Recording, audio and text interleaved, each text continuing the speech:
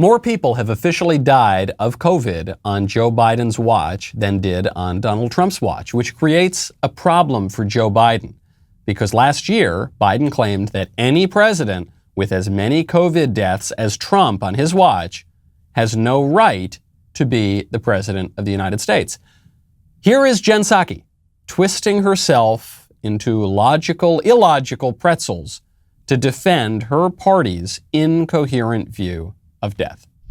In 2020, when roughly 220,000 Americans had already died of COVID, Joe Biden said about Trump, anyone who is responsible for that many deaths should not remain as president of the United States of America. Is that still the standard now that more Americans have died under President Biden than President Trump? Well, I think the fundamental question here is, what are you doing to save lives and protect people? And the former president was suggesting people inject bleach. He apparently, reportedly, didn't even share with people he was going to interact with that he had tested positive for COVID himself. He continued to provide a forum for misinformation, which probably led to people not taking steps forward to protect themselves, to wear masks, to eventually get vaccinated. This president has made the vaccine widely available. He's relied on the advice of his health and medical experts, and he is trying to be a part of solving this crisis, getting the pandemic under control. And I think there's a pretty stark difference between their approaches. So she lied. Donald Trump never told anyone to inject themselves with bleach. Whatever you think about the vaccine, Donald Trump is largely responsible for getting that vaccine out in time, a timetable that Joe Biden and Chris Wallace and everybody in the establishment said could not happen. Trump said it is going to happen. It did happen. But Jen Psaki also avoided the issue. She never addressed the question that she was asked. She never addressed Biden's argument about Trump. And she tried to move the goalposts on life, death, and legitimacy, which, coincidentally, is exactly what the left has been doing on the issue of abortion for the better part of 50 years since the Supreme Court's decision in Roe versus Wade, which, coincidentally, may very well be on the brink of being overruled after oral arguments concluded yesterday in potentially the most consequential Supreme Court case of our lifetimes. I'm Michael Knowles. It's The Michael Knowles Show.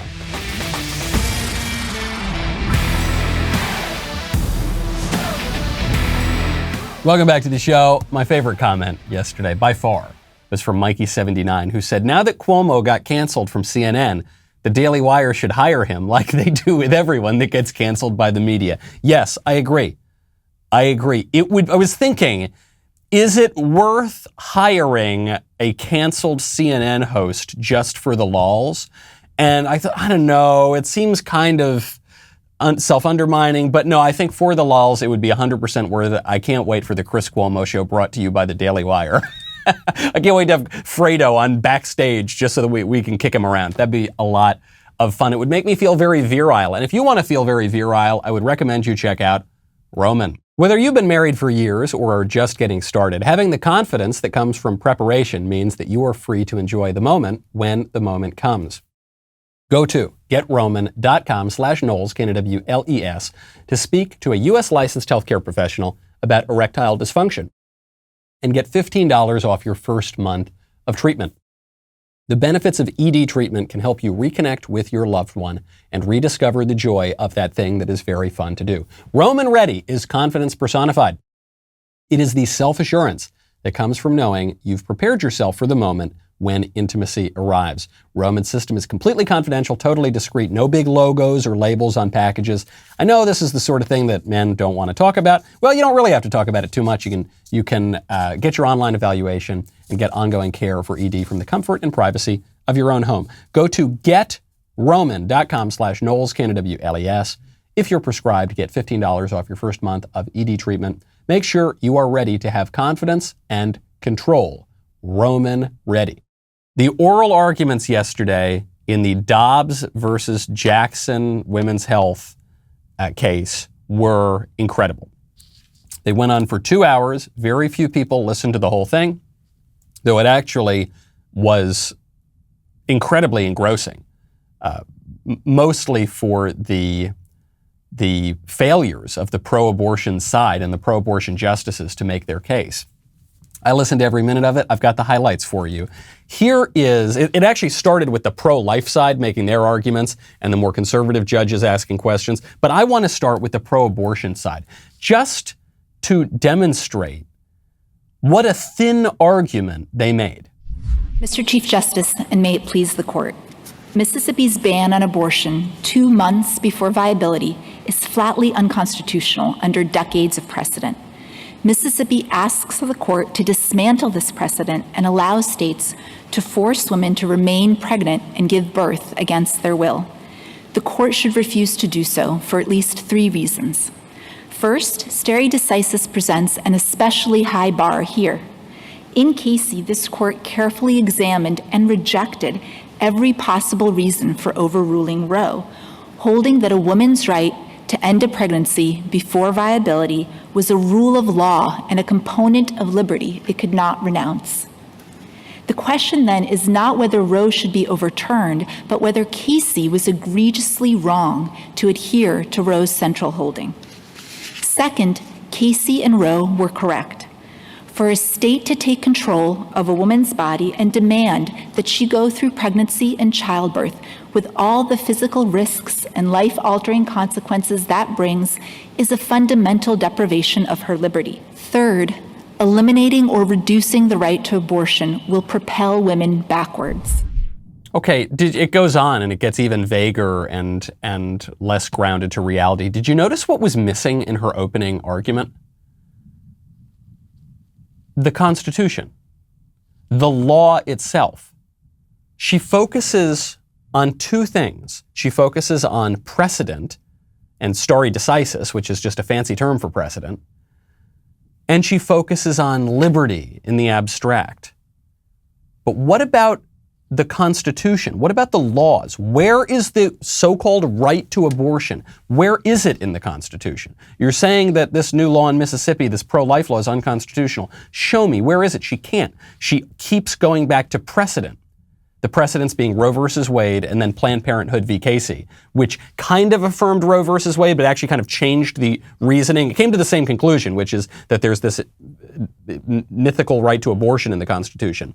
But it kind of used different reasoning for it. So she goes back to those decisions, but she has to rely on stare decisis and precedent because the decisions were obviously wrong. The decisions were not based in the Constitution. And so she can't point to the Constitution and say, here's your right to abortion. She has to point to the precedent. But there have been plenty of bad decisions in the history of the United States. Dred Scott, right? The decisions that said that black people could never be citizens. Plenty of other a lot of decisions regarding civil rights were bad decisions. So in that case, would you point to precedent and say, well, it's precedent, so black people can never be citizens? Because it's precedent, it's stare decisis. What, do you want to overturn our whole system? No. So extremely weak arguments, and then it makes this argument and it's liberty. Well, show me the liberty. Show me the actual laws. Show me the actual rights. And then that final argument you heard her make, she goes, it'll send women backward. Oh, wow, really impressive legal argument, lady. It's not, if we don't do this, if we overrule Roe versus Wade, it'll be not very progressive. Okay, well, whoop-de-doo, who cares? Make an argument from the law. She can't do it. And Justice Clarence Thomas, probably the most conservative judge on the court, one of the most conservative judges on the court, and the longest standing member there, he hit her on this point. He said, hey, lady, can you bring it back from all this generality and actually come back down to earth? What I'm trying to focus on is to lower the level of generality, or at least be a little bit more specific. In the old days, we used to say it was a right to privacy that the court found in the due process, substantive due process clause, okay? So, or in substantive due process. And I'm trying to get you to tell me, what are we relying on now? Is it privacy? Is it autonomy? What is it? I think it continues to be liberty, and the right exists whatever level of generality the court applies. Yeah, I think it's like freedom, man. Hold on, excuse me, Mr. Justice, 1 second. Yeah, man, it's just kind of like, liberty, And so she refuses to do what Justice Thomas asks her to do, namely cite some provision of the Constitution to justify her legal claims. And I guess even more incredibly, as bad as the performance was from the pro-abortion lawyer, the pro-abortion judges were possibly worse. I'm thinking in particular of Sonia Sotomayor, who was less asking questions than making an argument herself, and it wasn't a very good one. Probably her strongest argument was to compare babies in the womb to brain-dead people. Virtually every state defines a brain death as death. Yet the literature is filled with episodes of people who are completely and utterly brain dead, responding to stimuli. There's about 40% of dead people who, if you touch their feet, the foot will recoil. There are spontaneous acts by dead brain people. So I don't think that a response to by a fetus necessarily proves that there's a sensation of pain or that there's consciousness. Sonia Sotomayor calling anybody brain dead is the clearest example of a pot and kettle that I've ever seen from the Supreme Court. When I was in college, I saw Sonia Sotomayor give a lecture, and my only comment on it, I don't even remember what the lecture was about, was that I and many other people who were in that room left the room thinking, not the brightest bulb in the pack, that one. And she has a reputation for being the dumbest judge on the court, and she is the dumbest judge on the court. The point she's making just isn't even true, by the way. If you are brain dead, you're not getting better. You are only being kept alive, or even appearing to be kept alive, by machines. If you are a baby in the womb, you are growing. You're going to become more and more conscious. You're going to become more and more sentient, more and more aware. The analogy is not only imprecise, it's absurd. And it shows a ghastly view from the left of babies, that they think that they're dead. It's unscientific, it's immoral, and it's not fit for the Supreme Court. Now, when you want to protect your country and your way of life, I think you got to start at the dinner table, which is why I would suggest checking out Good Ranchers. Did you know that in just the last 6 years, over 100,000 farms and ranches in the United States have shut down? And do you know why? Because foreigners are stealing their stuff and their market position.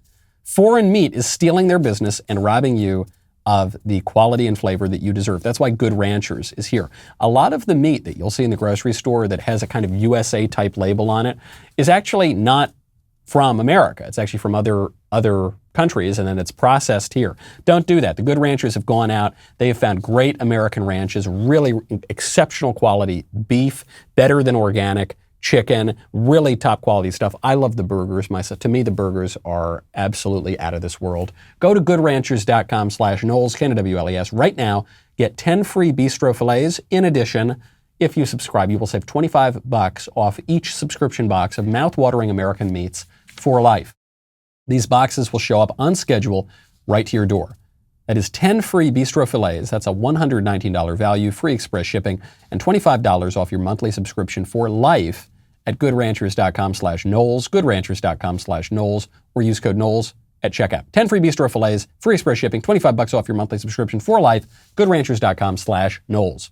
Sonia Sotomayor then moves on from her silly brain dead argument, brain dead in all sense of that term, to make a political argument. She says, if the Supreme Court overrules Roe versus Wade and Planned Parenthood v. Casey, how will it survive the politicization? Will this institution survive the stench that this creates in the public perception that the Constitution and its reading are just political acts? I don't see how it is possible. It's what Casey talked about when it talked about watershed decisions. Some of them, Brown versus Board of Education it mentioned, and this one, have such an entrenched set of expectations in our society that this is what the court decided, this is what we will follow, that we won't be able to survive if people believe that everything including New York versus Sullivan. I could name any other set of rights. Actually, the opposite view seems to be correct. Every time the court has tried to base its decision on what it thinks will protect it from accusations of politicization, it appears more politicized. This is one of the biggest problems with Chief Justice Roberts. Roberts is so concerned with protecting the institutional integrity of the court that he often seems to be ruling against his own judgment. The clearest example of this was Obamacare, but other decisions as well. And ironically, what that does is makes us view the court in a more partisan and political way, because the judges are not acting on principle or constitutional text. They're acting to try to manage the passions of the people. So that objection from Sotomayor, I think, is totally bogus. Then she moves on to what was lying underneath a lot of these arguments, which is their antipathy to Christianity and religion. How is your interest anything but a religious view? The issue of when life begins has been hotly debated by philosophers since the beginning of time. It's still debated in religions. So when you say this is the only right that takes away from the state the ability to protect a life, that's a religious view, isn't it? Because it assumes that a fetus is life at when?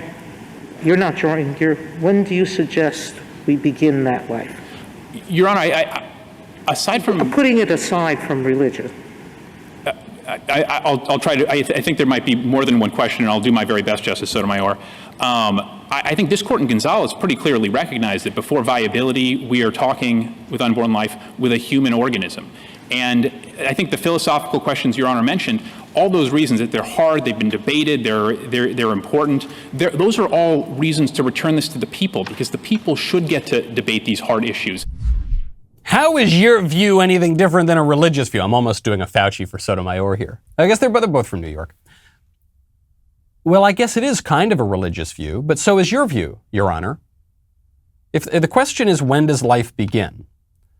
Now, just from a purely scientific view, we know life begins at conception. All the qualities that we would describe as being involved in life are there from the very moment of conception. But if Sonia Sotomayor is making some higher argument that you're not really alive until you speak, until you're conscious, until you feel pain, which creates all these bioethical questions. What if someone's in a coma? Are they no longer alive? Can you just kill them? Probably not. But even beyond that scientific ignorance and the philosophical and religious ignorance is even the ignorance of the role of religion.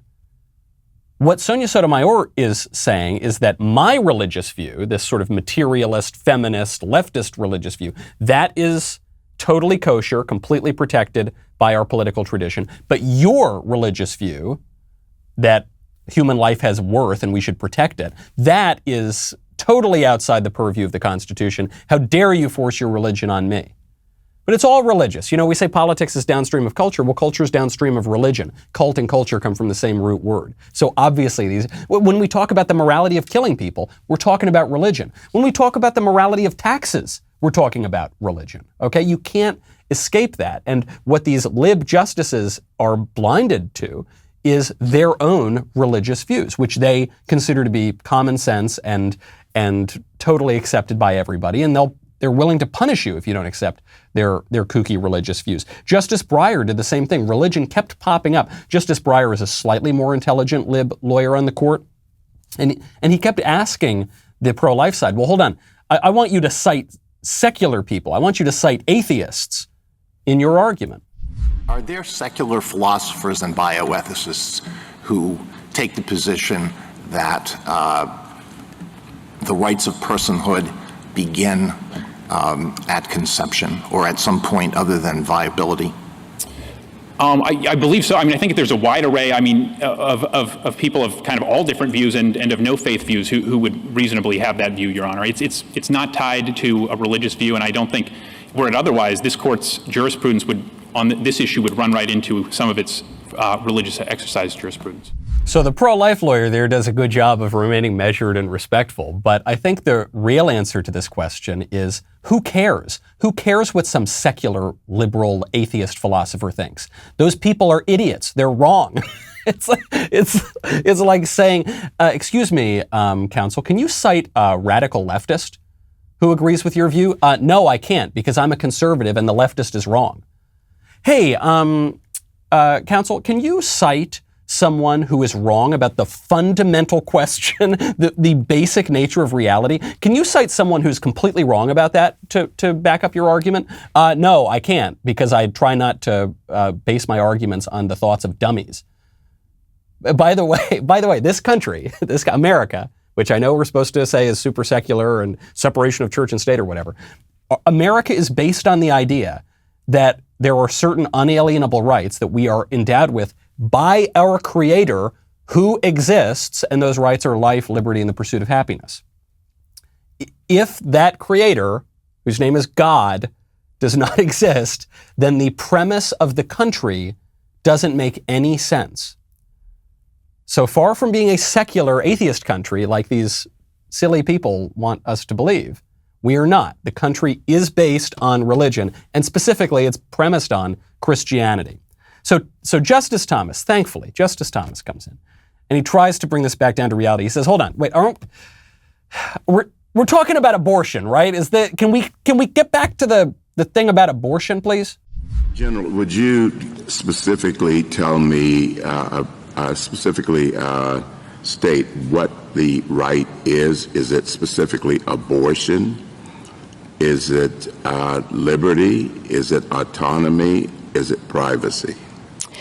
The right is grounded in the liberty component of the 14th Amendment, Justice Thomas, but I think that it promotes interests in autonomy, bodily integrity, liberty, and equality. And I do think that it is specifically the right to abortion here, the right of a woman to be able to control without the state forcing her to continue a pregnancy, whether to carry that baby to term. The state isn't forcing the woman into a pregnancy. The state isn't forcing the woman to become a mother. The woman already became a mother at the moment of conception. The question is, does the state have the right to make laws against killing the baby who already exists? And of course the state has the right to do that. And of course we the people have the right to do that. We have plenty of laws against murder and assault and all sorts of laws, and we absolutely have the right to do that. Thomas, he tries one more time and then he gives up. He says, can you please, I can identify the Second Amendment, the Fourth Amendment, but I can't, what right are you talking about? What is confusing is that if we were talking about the Second Amendment, I know exactly what we're talking about. If we're talking about the Fourth Amendment, I know what we're talking about because it's written, it's there. What specifically is the right here that we're talking about? Well, Justice Thomas, I think that the court in those other contexts with respect to those other amendments has had to articulate what the text means and the bounds of the constitutional guarantees. And it's done so through a variety of different tests that implement First Amendment rights, Second Amendment rights, Fourth Amendment rights. So I don't think that there is anything unprecedented or anomalous about the right that the court articulated in Roe and Casey and the way that it implemented that right by defining the scope of the liberty interest by reference to viability and providing that that is the moment when the balance of interest tips and when the state can act to prohibit a woman from getting an abortion based on its interest in protecting the fetal life at that point. So the right specifically is abortion? It's the right of a woman prior to viability to control whether to continue with a pregnancy, yes. So Justice Thomas says, can you cite the right? It's abortion right. Can you cite it? Where is it? And her answer is no. I'll translate all that legal jargon, try to dance around it. No, she can't. They had no argument. Now, does this mean Roe will be overruled? I'm cautiously optimistic. But just on the performance of the lawyers and the judges for that matter, the pro-life side made the best case that they could have, and it's an extremely strong case. The pro-abortion side absolutely collapsed. Now, when you want to protect your own health, not just the health of other people, but your own health, I would strongly recommend you check out Echelon. I love my Echelon. You know that I am not exactly a gym rat, okay? I just don't have the time. All right, that's my main excuse for why I don't go to the gym. Because you got to change, you got to drive, 25 minutes to the gym, you got to get out, you get on the thing or whatever, you shower, that's another however long, 10 minutes, then you got to change and you got to drive. It's too much. With Echelon, you can bring the gym home. When you're trying to reach your fitness goals, it can really help to have world-class instructors choreographing classes, music from your favorite artists, and a community of hundreds of thousands of people who can give you that extra push. They've got all this incredible workout equipment. I've got the bike. The bike is amazing with a nice big screen where I can participate in live classes and on-demand classes, great music. It's terrific. It's the only thing that can get me to work out, and it's a lot of fun. And you can do it in 20 minutes, 15 minutes, or an hour. They've got all this great stuff. The auto-folding treadmill. They've got, I love the bike myself. Right now, for a limited time, podcast listeners can get up to $800 off MSRP. To get this exclusive discount, text Knowles, K-N-O-W-L-E-S, to 818181. That is Knowles, K-N-O-W-L-E-S. Text it to 818181. Get up to $800 off MSRP. Text Knowles to 818181. Message and data rates may apply. See terms for details. Also, head on over to get Johnny the Walrus. This is the beloved children's author Matt Walsh's new book, JohnnyTheWalrus.com. That's where you can go to reserve your copy of Matt's timely masterpiece, Johnny the Walrus, today. Also, stay tuned at the end of the show. We will have a trailer for Daily Wire's new movie, Shut In. We will be playing it for you. I will be reacting. I haven't seen the trailer before. It just came out as we were here doing the show, so stay tuned for that. We'll be right back with a lot more.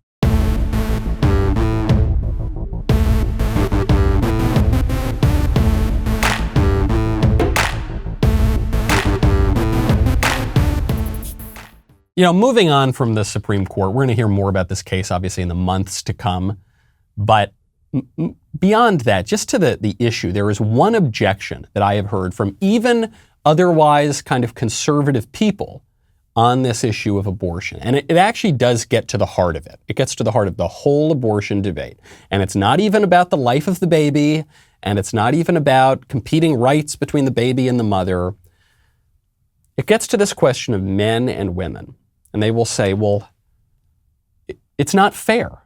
It's not fair that if a man and a woman do that thing that they probably shouldn't be doing unless they're married, if they head on up to Lover's Point, and they do that thing, and then the woman gets pregnant, the man can just walk away and the woman has this baby, and that's not fair.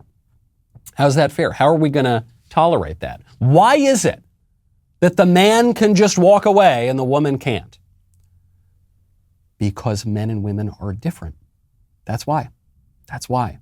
And I sympathize with you. I empathize with you that this culture of feminism and liberalism and progressivism has persuaded you that men and women are exactly the same, and their approach to sex should be exactly the same, and their approach to the professional world should be exactly the same, and their approach to family should be exactly the same. But it's not.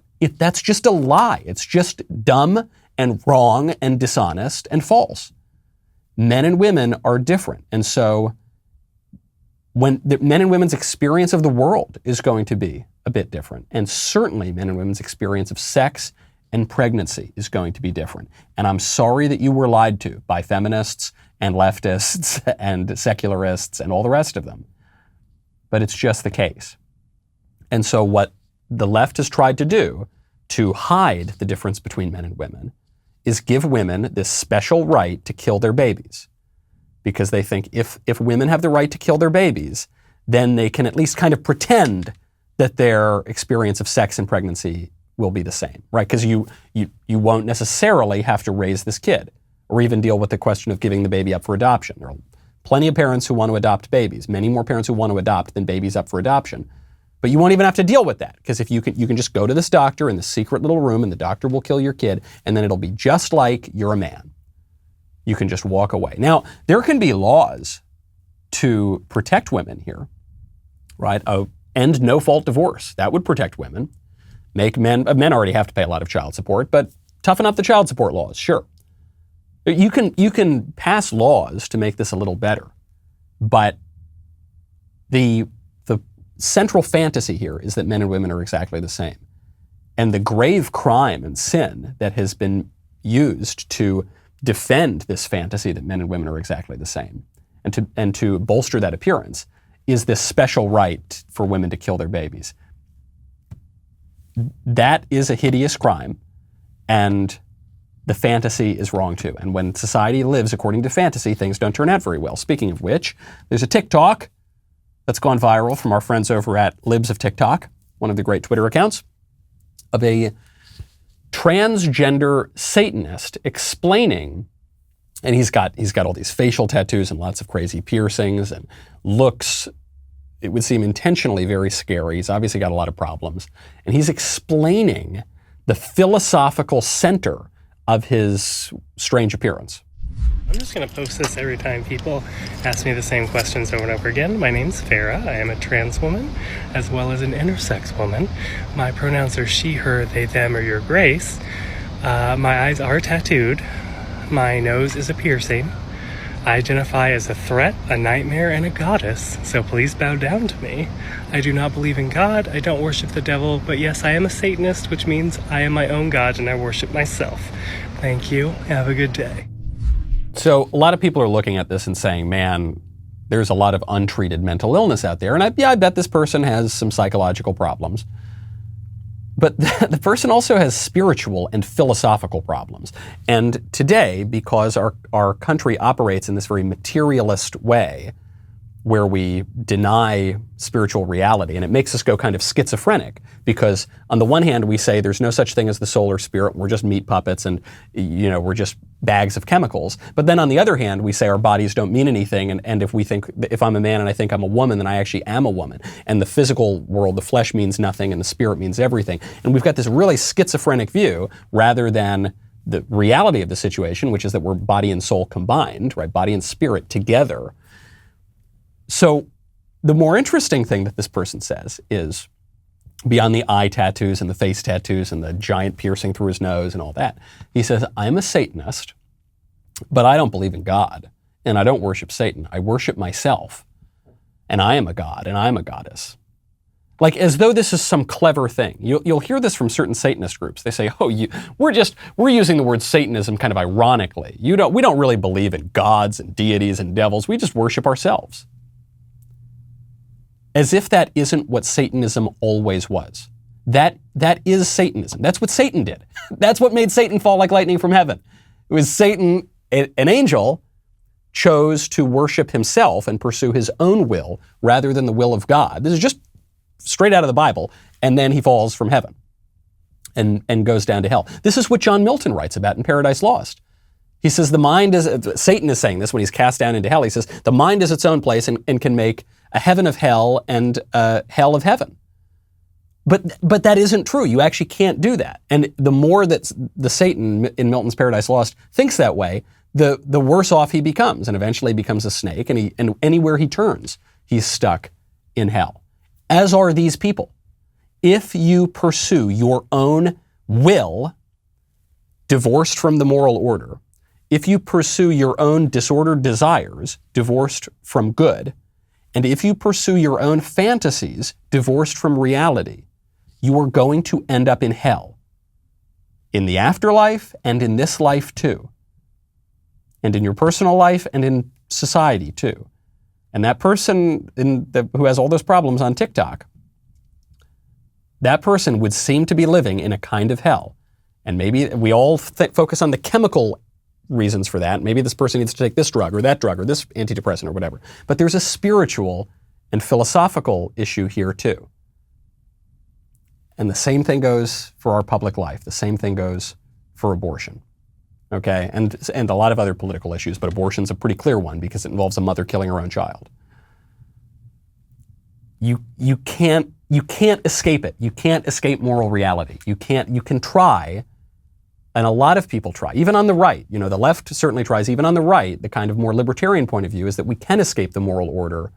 We don't need to be beholden to any moral order. It's just our willfulness, our choice, our desires. That's all that really matters. But it's not. It's not.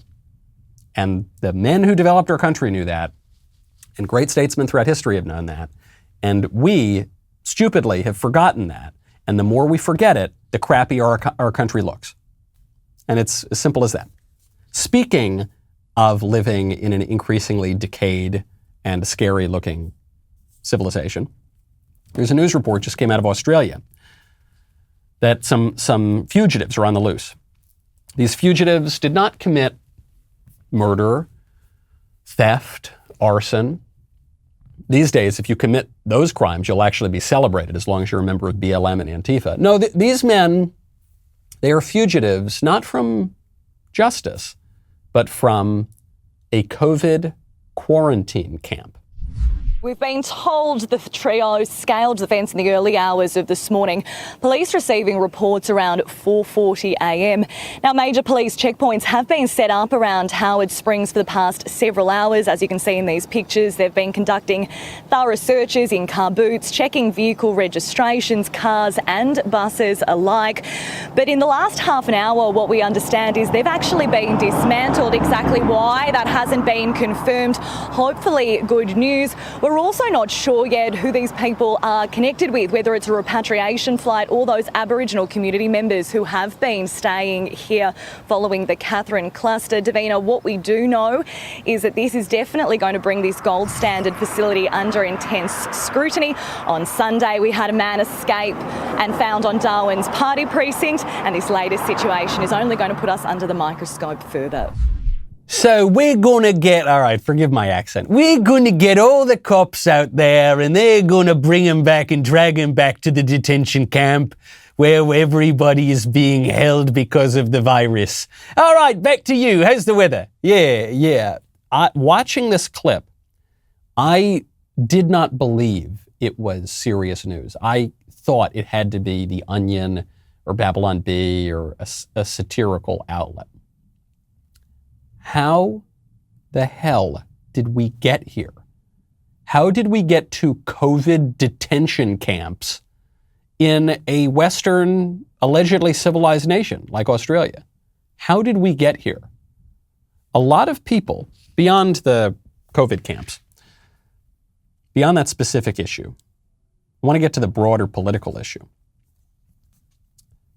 A lot of people thought this kind of thing could never happen. Oh, come on, don't worry about it. A lot of people thought that all the kooky stuff that was going on college campuses in recent years, oh, that'll never get out into the real world. It can't happen. Those snowflakes, they'll get into the real world and then they'll straighten out. What happened? The real world bent down to the snowflakes. Oh, stop worrying, you conspiracy theorist. There won't be COVID detention camps. There actually are right now in Australia. And there are huge police chases trying to track down people who escaped the COVID camp. The problem here for conservatives is a failure of political imagination. It's actually a failure of imagination. And conservatives are especially guilty of this because conservatives kind of like the way things are and we're kind of more normal and we're a little more grounded. And so we just think, oh, it's fine. They're never going to redefine marriage. That'll never happen. They're never going to redefine sex itself. That'll never happen. They'll never lock down the world for 2 years over the Wu flu. That'll never happen. They'll never have COVID camps in a Western nation. It'll happen. It can happen. It actually can happen, guys. and this is actually a lesson that I think conservatives can learn. Sometimes when the more eccentric thinkers on the right, the thinkers a little more outside of the mainstream. I'm thinking of people like Patrick Deneen or Adrian Vermeule or the integralists or the people who maybe you haven't even heard of these guys, but they're writing in a little more fringy way for the mainstream right-wing thought. And we think that can never happen. We need to lower our expectations. We need to make a deal with the left. We need to concede a lot of things to the left. We need to concede on all of these cultural issues. Actually, maybe the fringier guys are more correct. Maybe the fringier guys have a saner view of the boundaries of politics. Maybe actually our modest political aims in the mainstream right have been our downfall. Maybe we need to think more imaginatively. And maybe we need to move that Overton window a little bit more, or we're just going to keep losing and losing and losing. One of the conservative politicians right now who is doing a great job of using his imagination and thinking outside of the mainstream, Governor Ron DeSantis, who is, I assume he's seen the news reports out of Australia, and he's looking at a lot of the measures that not just the government, but the woke corporations and big tech and the media are pushing in America. And he's saying, no, we won't let them do it. Let me just say, in Florida, we will not let them lock you down. We will not let them take your jobs. We will not let them harm your businesses. We will not let them close your schools. The definition of insanity is doing the same thing over and over again and expecting a different result. The lockdowns didn't stop COVID. Forced masking, they said last year, would end the pandemic if 80% wore masks. Many more than that were wearing masks, and it hasn't worked. They said you could get COVID off surfaces, which isn't true. They've not been honest about the origins of the virus, and they haven't been forthright about natural immunity. And we're not going to let them do it. This is conservative. And all the hoops that you're seeing the squishes jump through on the right to say, no, but we can't rein in Amazon. No, we can't rein in Google. Google's a private company. Build your own Google. No, we can't tell companies that they can't force everyone to take the Fauci-ouchie experimental drug. Those guys are wrong, and they have a failure of imagination or a failure of intellect or just a failure of courage. But what DeSantis is doing here is right. Handful of politicians on the right who are doing this. DeSantis at the governor level, Ted Cruz, I don't just say it because he's a friend of mine, he's doing a great job. Josh Hawley also, both of them at the Senate level, other people as well. Donald Trump did a pretty strong job on this. Maybe not so much on COVID, but on a lot of other issues he did that from the presidential level. You got to just stand up and take on reality as it is. Conservatives for a long time said that the left didn't really care about reality. You know, the left says, who cares if it works in practice? Does it work in theory? That's why all their policies kept failing. But we conservatives were grounded in reality. Well, how about we apply that to trade? How about we apply that to our manufacturing policy? How about we apply that to our regulation of big tech and the media and private corporations? If the point here is we don't think Americans should be forced to take the Fauci-ouchie for the virus that doesn't pose a particularly grave threat to most of them, then why are we okay if Nike forces them to do it, or GE, or Coca-Cola, or why are we okay with that? We're okay with people being treaded on as long as it's not big government. Give me a break. DeSantis and some other people have it right here. This COVID issue is a big one, and the political realignment that's taken place around it. It actually might give us a new senator from Pennsylvania, who you may have heard of before. His name is Dr. Oz.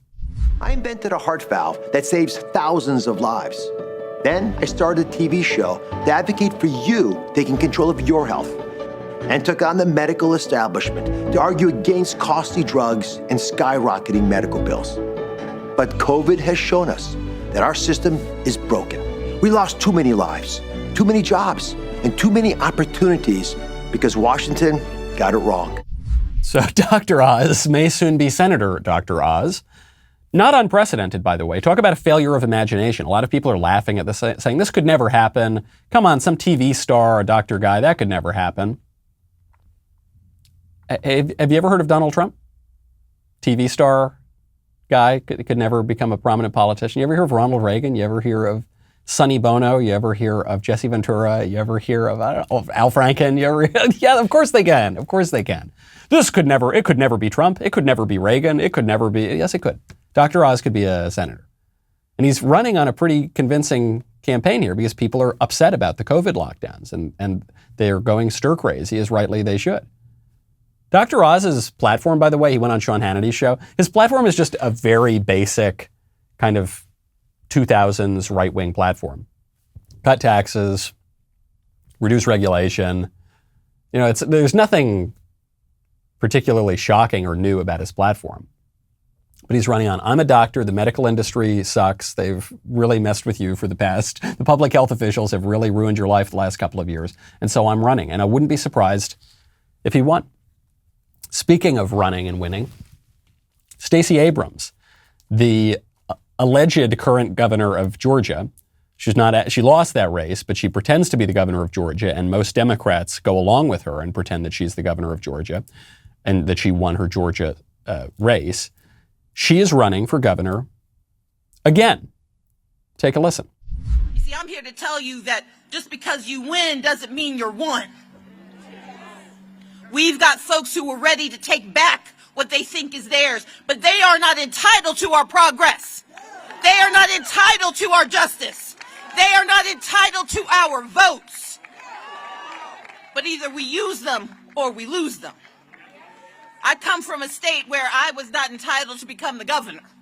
But as an American citizen and a citizen of Georgia, I'm going to fight for every person who has the right to vote to be able to cast that vote. That was just a couple months ago when Stacey Abrams was campaigning in Virginia for Terry McAuliffe, who also lost. And Stacey Abrams was claiming then that the election was stolen in Georgia. Stacey Abrams, according to the logic of the left, is a threat to democracy and an insurrectionist who needs to be shut out of public life. Right? No, actually, they just go along with it. Terry McAuliffe during that race was denying the results of the 2000 presidential election. That's totally fine. It's only when the right wing raises questions about elections, then there are threats to the country. So Stacey Abrams has just announced she's running for governor again, and of course she is. And the lesson we got to take from this is persistence. Persistence. The left is really good at this. When they win, they push further. No sooner had the left redefined marriage for the first time ever at this kind of radical level. No sooner had they done that than they moved on and redefined sex. Sex itself. Right? They keep proving the conservative slippery slope argument right, and they don't care. They just keep pushing. They take their victories and they push further. They take their losses and they deny their losses and push further. They never stop. And that's the lesson, goes right back to Roe versus Wade. That's the lesson for the right. The one issue that we've come close to winning on, and we might still win on, is pro-life. Since Roe versus Wade, we have pushed hard and hard and hard for 50 years and garnered a lot of support and really moved the needle in the pro-life direction.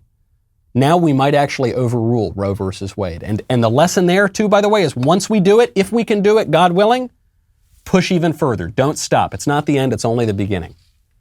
Now, the Daily Wire has been hard at work keeping their promise of bringing you tons of content that you won't get anywhere else. We are very excited to share one of our highly anticipated trailers with you. The trailer features our first original production. We released a movie last year called Run, Hide, Fight, but we didn't make that movie. We acquired that movie when Hollywood didn't want to distribute it because it wasn't politically correct. But we didn't actually produce it. This one we produced. It's called Shut In. It'll be available to stream in early 2022. The film follows the story of a young mother who is barricaded inside a closet by her violent ex-husband. I haven't even seen the trailer yet. Here it is. Lainey?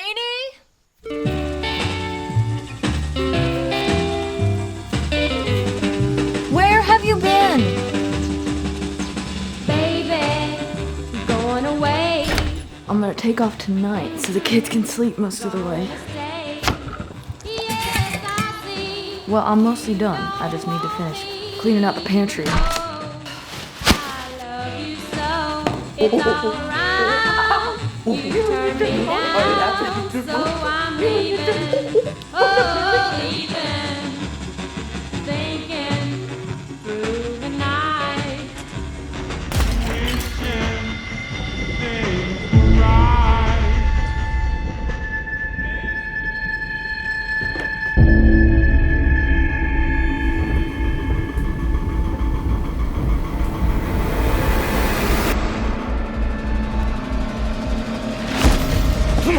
No, stop!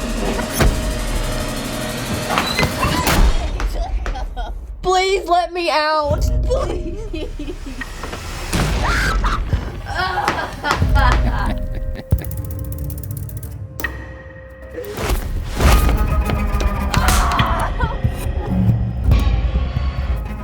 Lady!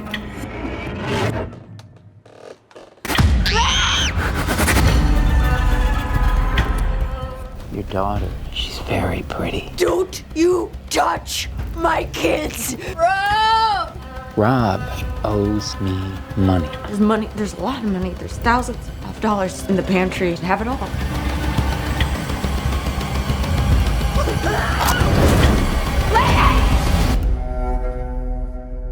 Please come out, I'm scared.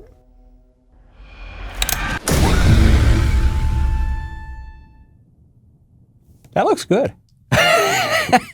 Not that I'm saying I didn't think it would be good. I did know it would be. There's a lot of talent at the Daily Wire. But still, when conservatives have made movies, some conservative movies have been terrific. and some have been a little schmaltzy, a little saccharine, a little kitschy and sentimental.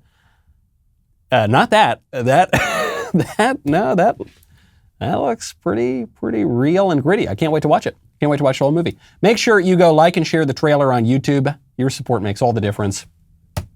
I'm Michael Knowles. This is The Michael Knowles Show. See you tomorrow.